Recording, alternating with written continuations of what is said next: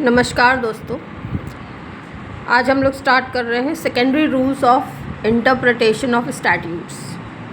Primary rules हम लोग कर चुके हैं पिछले वीडियो में। ये यूनिट 2 का बाकी का हिस्सा है। इसमें पहला रूल है नॉशिटर असोशियस, NOSCITUR और SOCIIUS। This is a Latin maxim which means a word is known by the company it keeps। यह एक लैटिन मैक्सिम है जिसको आप कहावत कह सकते हैं, और इसका अर्थ होता है कि किसी भी शब्द का जो मतलब होता है वो उसके इर्द गिर्द लिखे हुए शब्दों से ही निकाला जा सकता है। It is a legal principal, या एक कानूनी नियम है, कानून में पालन किया जाने वाला नियम है। The meaning of an ambiguous word is determined by the words around it, similar to literal rules। जैसा हमने literal rule में पढ़ा है, शाब्दिक जो अर्थ निकालते थे, उसी तरह से इसमें भी कोई भी शब्द का अगर हमें वास्तविक अर्थ समझना है तो उसके इर्द गिर्द लिखे हुए शब्दों से हम उसका अर्थ लगाते हैं। एक एग्ज़ाम्पल समझ लीजिए। मान लीजिए कि कोई कानून ये कहता है कि if a law refers to lakes, rivers, streams and other water bodies, ऐसा लिखा हुआ है कि lakes comma rivers comma streams and other water bodies. तो इसमें अदर वाटर बॉडीज़ में कोई भी इंसान के द्वारा बनाई गई पानी को रोकने की संरचना नहीं आएगी, क्योंकि उसके इर्द गिर्द जो शब्द लिखे गए हैं उसमें है लेक्स जो कि प्राकृतिक संरचना है, रिवर्स नदियाँ वो भी प्राकृतिक है, स्ट्रीम्स भी प्राकृतिक है। इसीलिए जब उसके साथ में लिखा गया है अदर वाटर बॉडीज़ तो उसमें भी मानव द्वारा निर्मित संरचनाएं नहीं आएंगी, जबकि अगर कोई अन्य प्राकृतिक संरचनाएं हैं वो आ सकती हैं। इसी तरह से अगर लिखा है किताबें, books, journals, newspapers and other documents, किताबें, जर्नल्स और न्यूज़पेपर ये सारे के सारे रीडिंग मटेरियल्स है। इसीलिए यहाँ पे डॉक्यूमेंट का मतलब भी हम रीडिंग मटेरियल से ही निकालेंगे, ना कि कोई अन्य, मान लीजिए जैसे वसीयत आदि। नेक्स्ट अब चलते हैं दूसरे सेकेंडरी रूल पे जिसका नाम है, जिसको हम कहते हैं एडजस्टम जेनरस।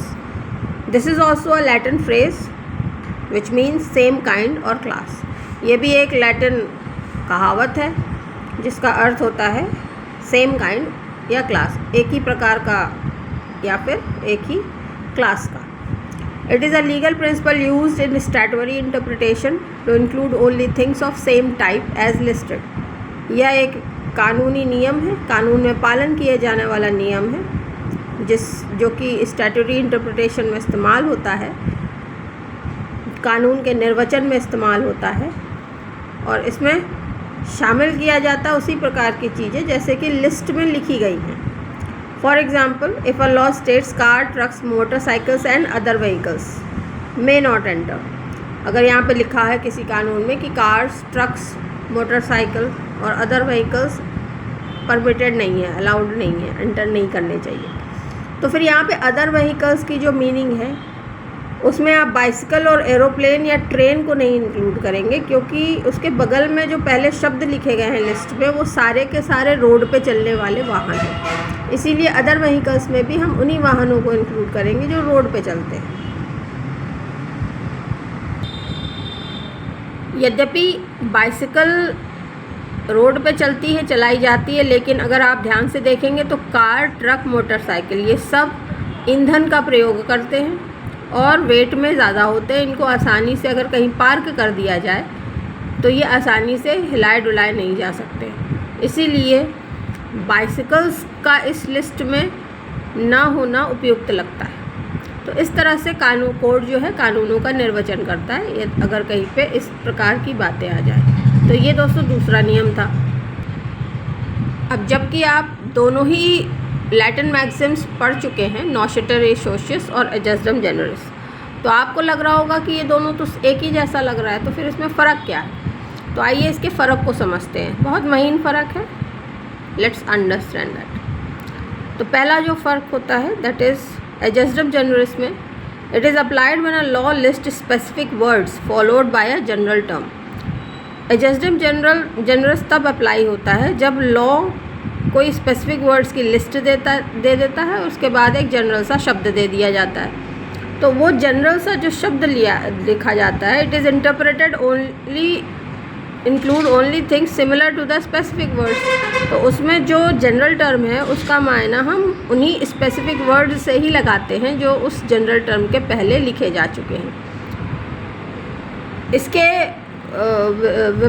विरोध में अगर हम देखें नॉशिटर एसोसियस का मतलब, तो उसमें लिखा जाता है कि अ words meaning is determined by the words around it. तो ये लाइन तो उसी तरह से लग रही जैसे एडजेक्टिव जनरस की है कि कोई भी शब्द का अर्थ उसके इर्द गिर्द जो शब्द हैं उनके अनुसार ही निकाला जाता है। This prevents ambiguity by ensuring words are interpreted in context. इससे हम ये निश्चित करते हैं कि जो शब्द हैं उनका अर्थ एक उपयुक्त जो कॉन्टेक्स्ट है, रेफरेंस, उसी के अंतर्गत ही लिया जा रहा है। अब इन दोनों बातों को और सुस्पष्ट करने के लिए हम लोग एक एग्जाम्पल समझते हैं।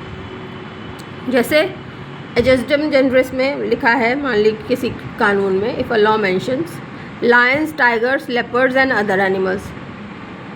तो यहाँ पे अदर एनिमल्स की परिभाषा हम बिग कैट फैमिली के मेंबर से ही लगाएंगे, ना कि कुत्ता, बिल्ली, कुत्ता, गाय आदि, क्योंकि इनका फैमिलीज़ अलग होता है। तो ये कैट फैमिलीज़ के जानवर लिखे हुए हैं, इसीलिए अदर एनिमल्स में भी हम वाइल्ड कैट फैमिलीज़ के एनिमल्स को इंक्लूड करेंगे।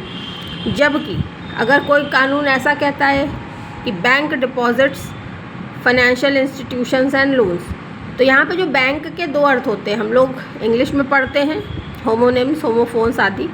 तो बैंक एक होता है फाइनेंस वाला, जहाँ पे पैसे का लेन देन होता है। एक बैंक हम नदी के किनारे को भी कहते हैं, उसको कहते हैं रिवर बैंक। अच्छा, बैंक डिपॉजिट की जब बात करूँ तो रिवर बैंक के किनारे जो बालू इकट्ठी हो जाती है उसको हम डिपॉजिट कहते हैं। जो नदियाँ बालू बहा के ले आती हैं और नदियों के किनारे इकट्ठी कर देती है उसको हम बैंक डिपॉजिट भी कह सकते हैं। लेकिन इस कानून में, इस लाइन में, बैंक डिपॉजिट का मतलब हम नदी के किनारे वाला बालू से नहीं समझेंगे। क्यों? क्योंकि इसके आगे लिखा है फाइनेंशियल इंस्टीट्यूशन एंड लोन्स। तो जैसे ही आप फाइनेंस और लोन की बात शब्द पढ़ते हैं तो आप समझ जाते हो कि यहाँ पे बैंक का मतलब जो है वो पैसे के लेन देन वाले बैंक से है, ना कि नदी के किनारे वाला बैंक। तो ये बैंक का जो अर्थ है उसके आगे के लिखे हुए शब्दों के रेफरेंस से हम निकाल रहे हैं, ना कि मीनिंग के उससे। तो इसको हम कहते हैं नॉशिटर एसोसियस, यानी सोसाइटी जो शब्द की है उसके हिसाब से हम उसका अर्थ लगाते हैं। जबकि एडजेक्टिव जनरस में हम कंक्लूड करते हैं कि किस प्रकार की लिस्ट दे रखी है, इसलिए उसका आने वाले जनरल टर्म में हम क्या चीज़ें लेंगे अथवा तो क्या चीज़ें नहीं लेंगे। तो इसमें हमको डिसाइड करना पड़ता है कि हम क्या अन्य एग्जाम्पल इसमें लें, और इसमें हमें उस शब्द का अर्थ निर्धारित करना पड़ता है as accordance to the other words. तो आई होप आप इन दोनों एग्जाम्पल्स से थोड़ा इसका जो महीन डिफरेंस है दोनों लैटिन मैक्सिम्स के बीच का आप समझ गए होंगे। It restricts general words to same category of specific word. तो यही, जैसा कि मैंने कहा कि ये जनरल वर्ड्स को स्पेसिफिक वर्ड की कैटेगरी में जा कर के फिक्स कर देता है। इट क्लैरिफाइज, और नॉशिटर एसोसियस में it clarify ambiguous words by looking at different context. तो इसमें जो है क्लैरिफिकेशन होता है अन्य शब्दों को देख करके। हमें अगर दो अर्थ समझ में आ रहे हैं किसी शब्द के तो हम क्लैरिफाई कर लेते हैं कि भाई ये वाला नहीं, ये वाला होगा। अब आइए चलते हैं तीसरे लैटिन मैक्सिम पे या सेकेंडरी रूल्स पे। हमारा तीसरा और आखिरी सेकेंडरी रूल है रिडंडो सिंगुलर सिंगुलस। ये भी एक लैटिन मैक्सिम है। It means distributing each to its respective subject. इसका शाब्दिक अर्थ है कि कोई भी आइटम होगा उसको अपने विषय के अनुरूप बांट दिया जाता है। It is a rule of statutory interpretation and used when a sentence contains multiple subjects and multiple qualifiers. ये एक लैटिन रूल है।